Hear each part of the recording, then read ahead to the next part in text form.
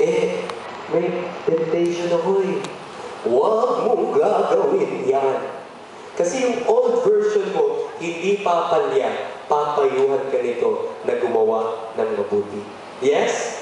Only you, only your wisest and best version can counsel you.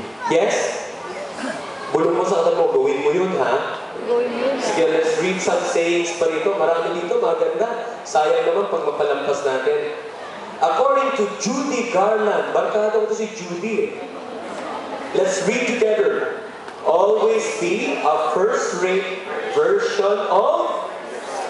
Kaya kang nilungan ng person beside you, is that the first-rate version ng taong yan? Oh, wag gaya tapat. Oo, next. Let's read together. Instead of a second-rate version of somebody else. Diba? Meron pa sigurong iba. Let's read on further. Eto. Meron akong case study dito. Tanungin niyo ako, saan siya galing? Sa Bible. Okay, basahin natin sabay-sabay. Galing ito sa Luke chapter 10. Okay? Okay, let's read together. Her sister, Martha and Mary, the story, you recall? Her sister, Mary, sat at the Lord's feet, listening to what he taught. But Martha was worrying about a big dinner she was preparing. She came to Jesus and said, Lord, doesn't it seem unfair to you that my sister just sits there while I do all the work? Tell her to come and help me. Sino dito? Dalawang klase kasi ng tao.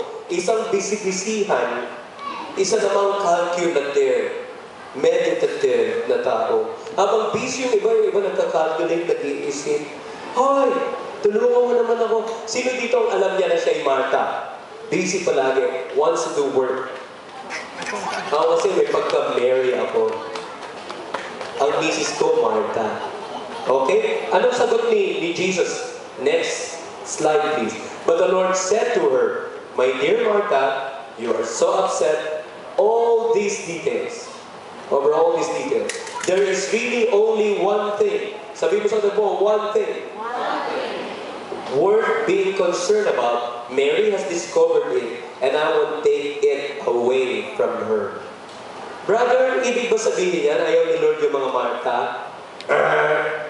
Ibig ba sabihin yan, mahal lang ni Lord yung mga Mary? Ibahin natin ang anggulo. Paano kung ganito yung naging eksena? Sige. Doon pa rin, brother, sister. Doon pa rin kwento na yun. The other version. Yan.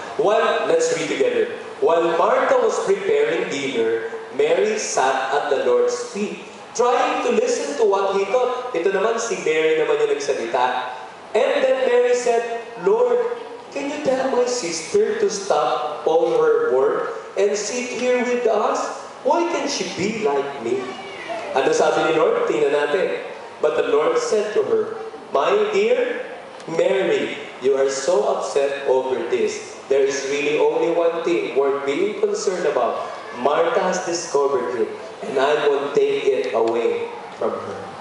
Listen, my dear friends, God is looking at all of us, but He is enjoying your uniqueness. I am preaching the Word of God this afternoon. God is enjoying me. Okay ba yun? You're listening. Yung iba sa inyo talagang attentive. Sige po, salita ka pa, brother. Yung iba naman, narinig ko na kay Brother Bo yung kanina. Matindang naman ako. Compare ko yung dalawang to. O yung iba naman, sige, ito mo pa kasi ito top ko yan eh. Maganda yan eh. O yung iba naman, nag-i-invento na to. Yung iba naman, nandito, pero nagliliwan yung Lunes na naman, ano ba yan? Si Nampay, si Naing, si Bukas. Yung iba naman nagte-text. Yung iba naman siguro na punong-puno ng kapayapaan yung sinabi mo ay nagsiswing.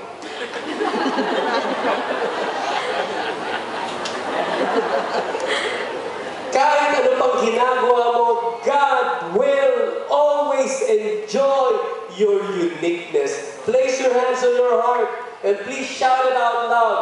Lord, enjoy na enjoy ka sa pagiging unique ko. Thank you so much. Palakpakan natin si Lord.